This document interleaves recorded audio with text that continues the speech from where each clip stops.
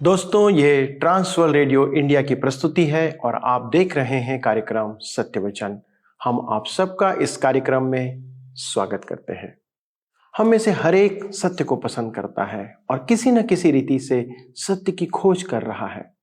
कोई यत्न के द्वारा एक उद्देश्य के साथ सत्य की खोज में है, तो कोई कारणवश समस्याओं में पड़ने के कारण शांति पाने के क्रम में सत्य की खोज में है। पर बाइबल कहती है कि सबने पाप किया है। इसका अर्थ है कि मनुष्य में सत्य नहीं है या सत्य की कमी है। जब तक उसका पाप धुल नहीं जाता, तब तक सत्य की बात मनुष्य से हो ही नहीं सकती। वह अपने जीवन में कुछ स्तर तक भला व्यक्ति और सत्यवान प्रतीत हो सकता है, लेकिन संपूर्णता में सत्य या सच्चा नहीं हो सकता। सिर्फ परमेश्वर ही सत्य है। इसलिए इस कार्यक्रम में हम परमेश्वर के जीवित वचन में सत्य की बातों को देख रहे हैं। बाइबल परमेश्वर के द्वारा प्रेरित वचन है, इसलिए मानव जीवन से संबंधित सत्य मार्ग को इस पर प्रकट किया गया है और हमारे बनाने वाले सच्चे परमेश्वर का परिचय मानव जाति से कराता है। हम जीवन में बहुत सी नीतियां बनाते हैं, मन्नतें मानते हैं, शत्रुओं का सामना करते हैं। आज के समय में हमारा शत्रु कोई व्यक्ति नहीं बल्कि शैतान है। हम रहने की जगहों के लिए निर्धारण करते हैं। इस्राएलियों ने भी ऐसा ही किया। बाइबल की गिनती नामक पुस्तक से आज हम देखेंगे कि परमेश्वर का वचन इन परिस्थितियों में उन्हें और हमें क्या सुझाव देता है।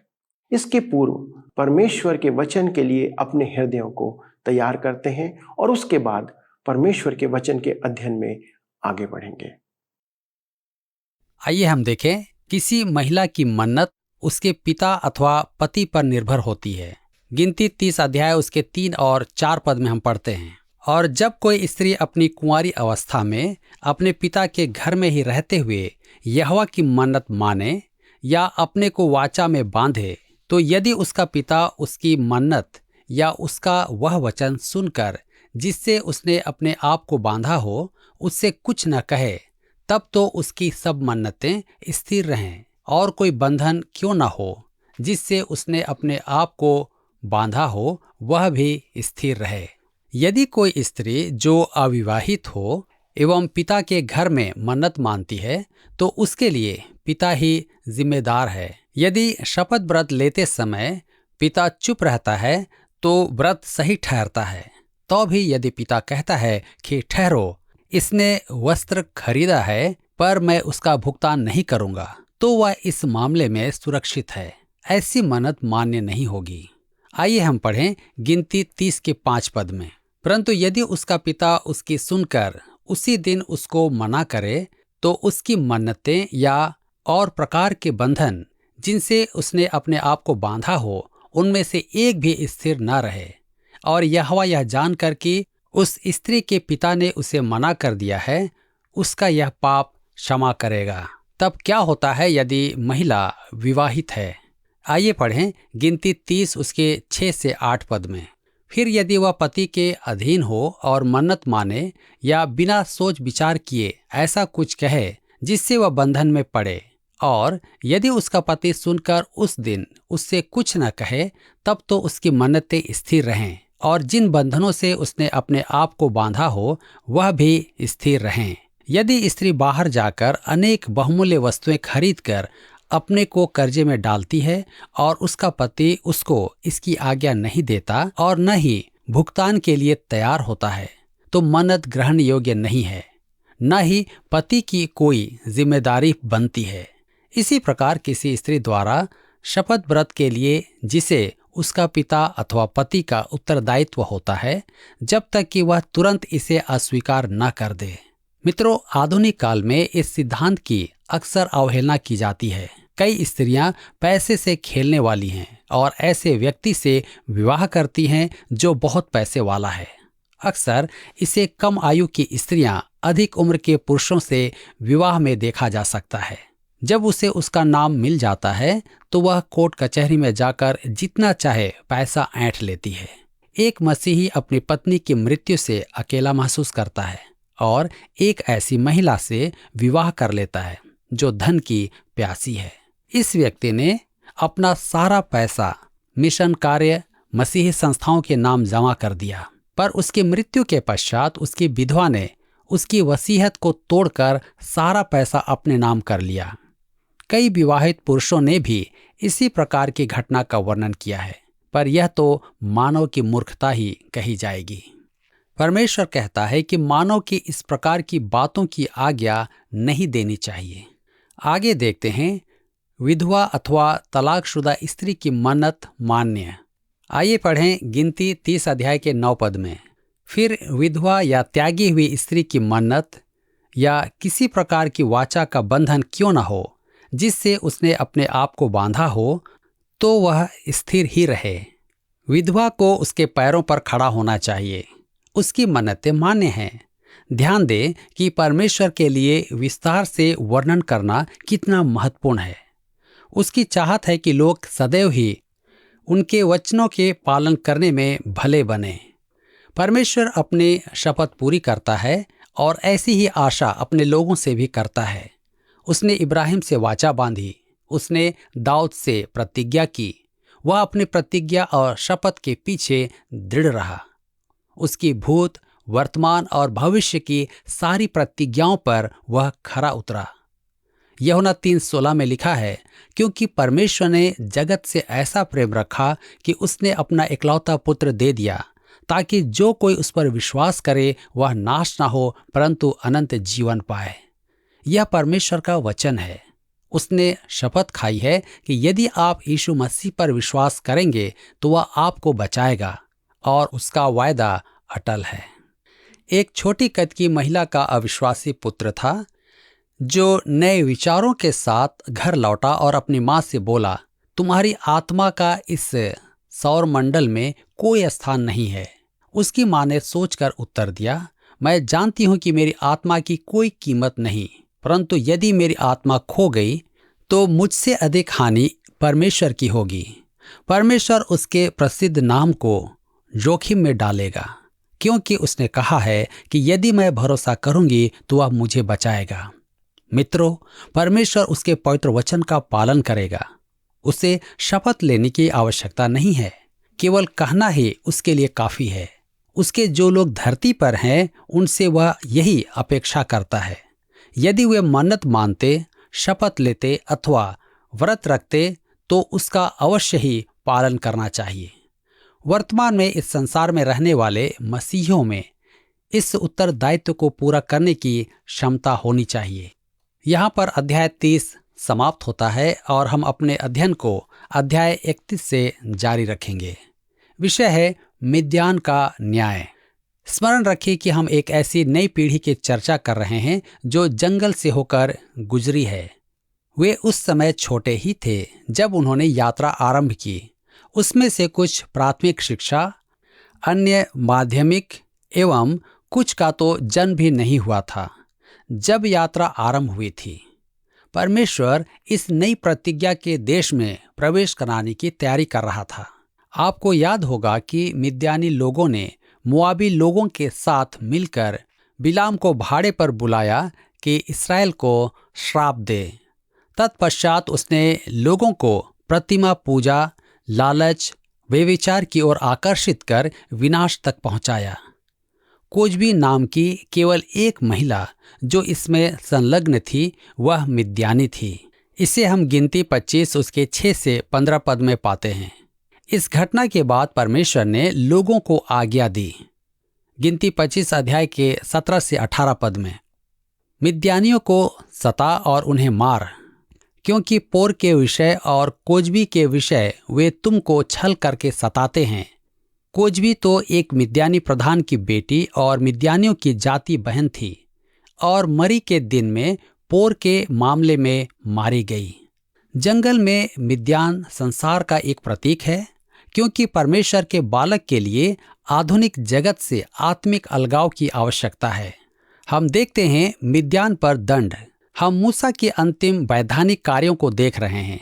जब हम व्यवस्था विवरण की पुस्तक में जाएंगे तब मूसा के व्यक्तिगत कार्यों पर दृष्टि डालेंगे। उसके अंतिम कार्यों में एक मिद्यानियों के विरुद्ध एक युद्ध लड़ना था। गिनती 31 अध्याय उसके 1 से 3 पद में हम पढ़ते हैं, फिर यहोवा ने मूसा से कहा, मिद्यानियों से इस्राएलियों का पलटा ले, बाद को तू अपने लोगों में जा मिलेगा। तब मूसा ने लोगों से कहा, अपने में से पुरुषों को युद्ध के लिए हथियार धारण कराओ कि वे मिद्यानियों पर चढ़ के उनसे यहोवा का बदला लें। परमेश्वर मूसा को उनके विरुद्ध युद्ध करने का आदेश देता है। वह मिद्यानियों के विरुद्ध बदला लेगा, उनके साथ कठोरता से व्यवहार करेगा।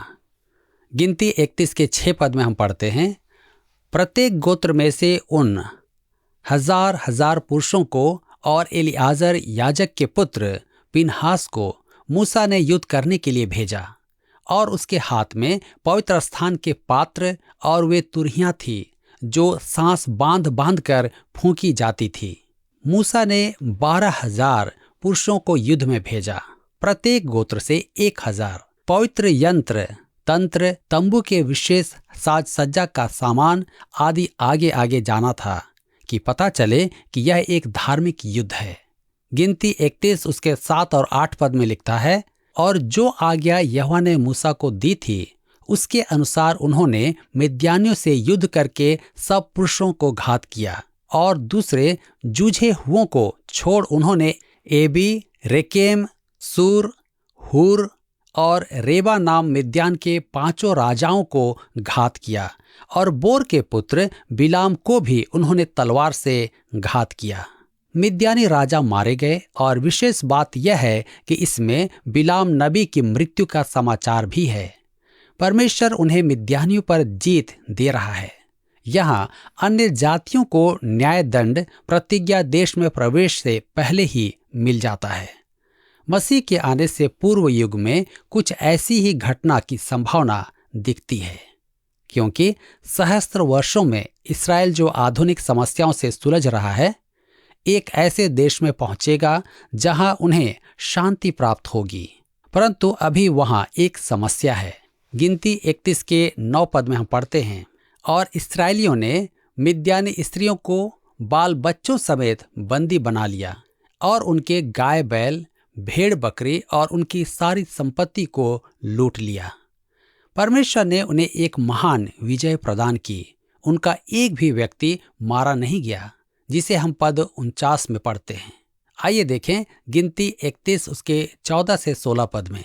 और मूसा सहस्त्रपति, शतपति आदि सेनापतियों से जो युद्ध करके लौट आते थे क्रोधित होकर कहने लगा, क्या तुमने सब स्त्रियों को जीवित छोड़ दिया? देखो, बिलाम की सम्मति से पोर के विषय में इस्राएलियों से यहोवा का विश्वासघात इन्हीं ने कराया, और यहोवा की मंडली में मरी फैली। इस्राएल की संतान पर एक बड़ी समस्या आती है। परमेश्वर ने उन्हें मिस्र देश के बाहर एक रात में ही निकाल दिया था, परंतु उनके मन से मिस्र को निकालने में 40 वर्ष लगे, और अभी भी मिद्यानियों को बिलाम की सलाह के अनुसार वे प्रतिमा पूजा में फंसे तथा मिद्यानी स्त्रियों को अपने शिविर में लाने लगे। सांसारिकता की यह समस्या है। हमारे लिए संसार में रहना बुरी बात नहीं है। परमेश्वर ने हमें वहां रखा है। बड़ा मुद्दा तो यह है कि संसार हम में कहां तक हमारे मन और जीवन में बस गया है। इस अध्याय की महत्वपूर्ण शिक्षा संसार से आत्मिक अलगाव है। आप कहां चल रहे हैं? क्या आप ज्योति में चलते हैं? परमेश्वर के वचन के अनुसार क्या आप चलते हैं? क्या मसीह के साथ संगति है? परमेश्वर के बालक के लिए सबसे अहम बात यही है। यहाँ पर अध्याय 31 समाप्त होता है, और हम अपने अध्ययन को अध्याय 32 से जारी रखेंगे। विषय है रूबेन और गाद गोत्र के लोगों की यरदन के पार बस जाने की मांग। इस अध्याय में चर्चित रूबेन, गाद और आधे मनश्शे के लोग निरुत्साही गोत्र के हैं और यरदन नदी के इसी पार बस जाने की मांग करते हैं। यह घटना हमारे आत्मिक जीवन पर लागू करने वाली बात है, क्योंकि यरदन नदी यीशु मसीह की मृत्यु और पुनरुत्थान का प्रतीक है।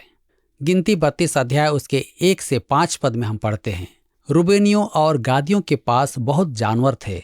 जब उन्होंने याजेर और गिलाद देशों को देखकर विचार किया कि वह पशुओं के योग्य देश है, तब मूसा और एलियाजर याजक और मंडली के प्रधानों के पास जाकर कहने लगे, अतारोत, दीबोन, याजेर, निम्रा, हेशबोन, एलाले, शबाम, नबो और बोन नगरों का देश जिस पर यहोवा ने इस्राएल की मंडली को विजय दिलवाई है, वह पशुओं के योग्य है और तेरे दासों के पास पशु हैं।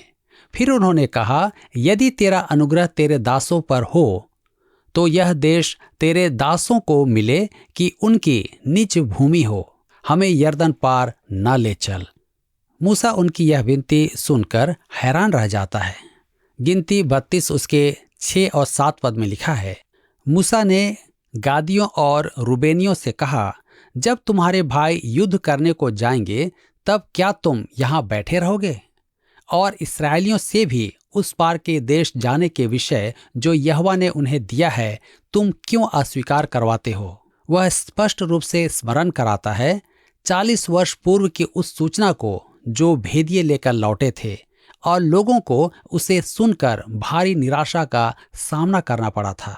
गिनती 32 उसके 8 और 9 पद में हम पढ़ते हैं, जब मैंने तुम्हारे बाप दादों को कादेश बरने से कनान देश देखने के लिए भेजा तब उन्होंने भी ऐसा ही किया था। अर्थात जब उन्होंने एशकोल नाम नाले तक पहुंचकर देश को देखा तब इस्राएलियों से उस देश के विषय जो यहोवा ने उन्हें दिया था अस्वीकार करा दिया। मित्रों, स्मरण रहे कि यह वह नई पीढ़ी है जिससे मूसा बातचीत कर रहा है। उन्हें वह भयानक अनुभव याद आता है और मूसा उसका पुनः अवलोकन करता है। गिनती 32 10 से 13 में लिखा है, इसलिए उस समय यहोवा ने कोप करके यह शपथ खाई, निसंदेह जो मनुष्य मिस्र से निकल आए हैं उनमें से जितने 20 वर्ष के या उससे अधिक आयु के हैं वे उस देश को देखने ना पाएंगे जिसके देने की शपथ मैंने इब्राहिम, इसहाक और याकूब से खाई है, क्योंकि वे मेरे पीछे पूरी रीति से नहीं हो लिए। परंतु यपुन्ने कंजी का पुत्र कालेब और नून का पुत्र यहोशू, ये दोनों जो मेरे पीछे पूरी रीति से हो लिए हैं, ये उसे देखने पाएंगे। अतः यहोवा का कोप इस्राएलियों पर भड़का और जब तक उस पीढ़ी के सब लोगों का अंत न हुआ जिन्होंने यहोवा के प्रति बुरा किया था, तब तक अर्थात 40 वर्ष तक वह उन्हें जंगल में मारे मारे फिराता रहा। हम देखते हैं कि मूसा को इस बात का डर था कि नई पीढ़ी के लोग भी अपने पूर्वजों की असफलताओं को न दोहराएं। गिनती 32 उसके 14 और 15 पद में लिखा है, और सुनो, तुम लोग उन पापियों के बच्चे होकर इसीलिए अपने बाप दादों के स्थान पर प्रकट हुए हो कि इस्राएल के विरुद्ध यहोवा के भड़के हुए कोप को और भड़काओ। यदि तुम उसके पीछे चलने से फिर जाओ तो वह फिर हम सबों को जंगल में छोड़ देगा। इस प्रकार तुम इन सारे लोगों का नाश कराओगे। आप यहाँ मूसा के भय को समझ सकते हैं। इस भयानक जंगल के पिछले 40 वर्षों के दौरान निराशा और कठिनाइयों को सहने के बावजूद पुनः प्रतिज्ञा देश में प्रवेश से वंचित रहने के विचार से ही वह सिहर उठा। गिनती 32 16 से 19 पद में लिखा है, तब उन्होंने मूसा के और निकट आकर कहा, हम अपने पशुओं के लिए यहीं भेड़शाला बनाएंगे और अपने बाल बच्चों के लिए यहीं नगर बसाएंगे, परंतु आप इस्राएलियों के आगे आगे हथियार बंद तब तक चलेंगे जब तक उनको उनके स्थान में न पहुंचा दें। परंतु हमारे बाल बच्चे इस देश के निवासियों के डर से गढ़ वाले नगरों में रहेंगे, परंतु जब तक इस्राएली अपने अपने भाग के अधिकारी न हो तब तक हम अपने घरों को न लौटेंगे। हम उनके साथ यरदन पार या कहीं आगे अपना भाग न लेंगे, क्योंकि हमारा भाग यरदन के इसी पार पूरब की ओर मिला है। उन्होंने अपने युद्धवीर सैनिकों को 9.5 गोत्रों को प्रतिज्ञा देश को लेने में सहायता के लिए भेजना स्वीकार किया। इसी आधार पर मूसा ने उन्हें यरदन के पूर्व बसने की सहमति भी दे दी। उन्होंने न केवल इस बात पर सहमति जताई, परंतु यहोशू 12 से 16 अध्याय के अनुसार उन्होंने अपनी प्रतिज्ञा को पूरा भी किया। मूसा उन्हें चेतावनी भी देता है। गिनती 32 के 23 में लिखा है, और यदि तुम ऐसा न करो तो यहोवा के विरुद्ध पापी ठहरोगे, और जान रखो कि तुमको तुम्हारा पाप लगेगा। इसकी व्याख्या आमतौर पर इस तरह से की जाती है, तुम्हारा पाप तुम्हें पकड़वाएगा। दूसरे शब्दों में, यदि तुम पाप करोगे तो तुम इससे पार पा नहीं सकोगे, पकड़े ही जाओगे। परंतु इसका पूर्ण अर्थ ऐसा नहीं। बहुत से पापी लोग उनके पापों में संलग्न हैं, परंतु किसी के द्वारा भी पकड़े नहीं जाते। इस पद का अर्थ है तुम्हारा पाप तुम्हें पकड़वाएगा। गलातियों की पत्री 6:7 में लिखा है, धोखा न खाओ, परमेश्वर ठट्ठों में नहीं उड़ाया जाता, क्योंकि मनुष्य जो कुछ बोता है वही काटेगा। मुझे परवाह नहीं कि तुम कौन हो या तुम कहाँ के हो, तुम कैसे हो या तुम कब हो, तुम्हारा पाप तुम्हें पकड़वा देगा। जिस प्रकार से तुम पाप करते हो उसी प्रकार यह तुम्हारे भीतर घुस जाएगा। इस वक्तव्य का यही अर्थ है। निश्चय जानो कि पकड़ में आ जाओगे। गिनती 32:33 पद में लिखा है, तब मूसा ने गादियों और रूबेनियों को और यूसुफ के पुत्र मनश्शे के आधे गोत्रियों को एमोरियों के राजा सीहोन और बाशान के राजा ओग दोनों के राज्यों का देश, नगरों और उनके आसपास की भूमि समेत दे दिया। वे गोत्र जिन्होंने यरदन के इस ओर को चुन लिया, उन्हें यरदन पार करने का सुखद अनुभव प्राप्त नहीं हो सका। मेरे मित्रों, हमें समझना होगा कि यरदन की तुलना हम मृत्यु से नहीं कर सकते। जब हम यहोशू की पुस्तक तक पहुंचते हैं तो वह हमें सिखाती है कि कैसे यरदन के पार कनान देश पहुंचा जाता है। दूसरे शब्दों में, परमेश्वर के बालक के रहने के लिए 2 स्थान हैं। संसार के बीहड़ वन में निवास कर सकते व आध्यात्मिक निर्बल भिखमंगे बनकर या आत्मिक आशीषों के वारिस बनकर कनान देश में प्रवेश कर सकते हैं। अब हम यरदन पार कर आशीषों के देश कनान में कैसे पहुंच सकते हैं? तब हम इस्राएल के बालकों को यरदन पार करते देखते हैं तो वहां 2 बड़ी सीख हमें मिलती है। वे पत्थर जो वहां रखे गए मसीह की मृत्यु के घोतक हैं। यरदन के निकाले गए पत्थर मसीह के पुनरुत्थान के प्रतीक हैं। मुझे और आपको आत्मिक आशीषें मसीह यीशु की मृत्यु और पुनरुत्थान से मिलती है। आज हमें समझना चाहिए कि हम उसके साथ मर गए एवं पुनः जी उठे।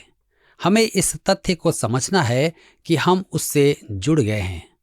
उसी आधार पर हमें अपने आप को समर्पित करना होगा, जिससे उन समस्त आत्मिक आशीषों को प्राप्त करें जो हमारे लिए ही हैं। 2.5 गोत्र यरदन के पार नहीं गए। क्या इससे उन्हें हानि हुई? जी हाँ, हमारे प्रभु ने कहा, तुम उनके फल से उन्हें पहचानोगे। जब वह पृथ्वी पर था तो एक बार वह स्वयं को भीड़ से अलग करना चाहता था। मरकुस 5:1 में हम देखते हैं, और वे झील के पार गिरासेनियों के देश में पहुंचे। गिरासेनी लोग कौन थे? वे गाद गोत्र से हैं, यरदन के गलत ओर पर।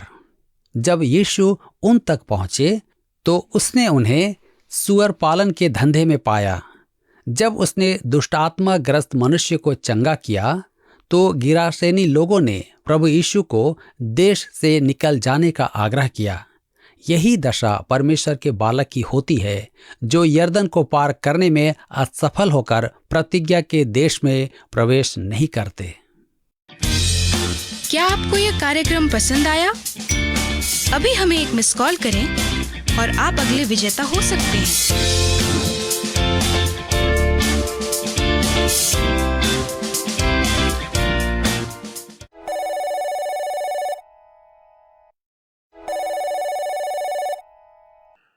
प्रिय मित्रों, आज के अध्ययन से हमने देखा कि इस्राएलियों के बीच में मन्नतों के लिए विधियों को कैसे परमेश्वर के वचन ने हमें बताया।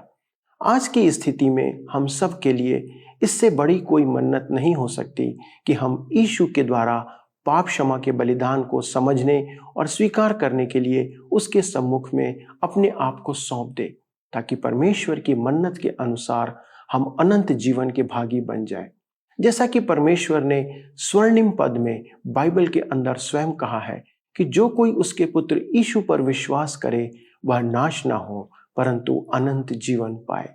याद रखें प्रियो, इस्राएलियों का मिद्यानियों के साथ युद्ध के समान इस संसार में रहते हुए हम एक आत्मिक युद्ध में हैं।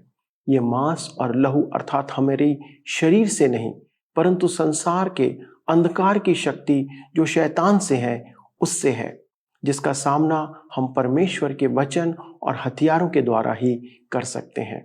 यर्दन के इस पार 2.5 गोत्र के बसने के निर्णय के समान हम सब भी इन संसार की जरूरतों को पूरा करने के लिए इतना केंद्रित हो जाते हैं कि हम ये भूल जाते हैं कि हम इस संसार में एक परदेसी के समान हैं।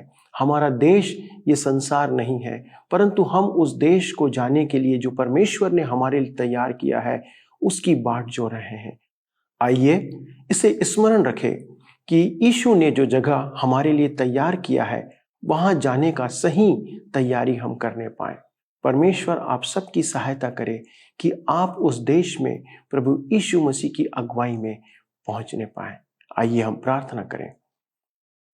हमारे स्वर्गीय पिता, हम धन्यवाद देते हैं कि आपने हमारे लिए वो जगह तैयार किया है जिसके लिए प्रभु यीशु मसीह ने कहा कि मैं तुम्हारे लिए जगह तैयार करने को जाता हूं।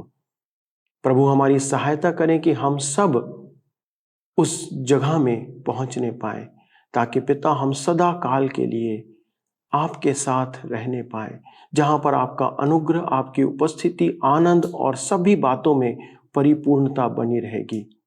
हमारे प्रभु यीशु मसीह के द्वारा से आपसे विनती करते हैं कि ऐसा कर पाने में हमारी सहायता करें। हमारा जीवन आपके सम्मुख है पिता, और आप हमारी अगुवाई करें, हमें काट छांट करें ताकि हम सभी बातों में आपको महिमा देते हुए उस जीवन में पहुंचने पाए। प्रभु यीशु मसीह के पवित्र और सामर्थी नाम में होकर इस विनती को मांगते हैं, आमीन। अगले प्रसारण में आपसे पुनः मुलाकात होगी। तब तक प्रभु के साथ बने रहें।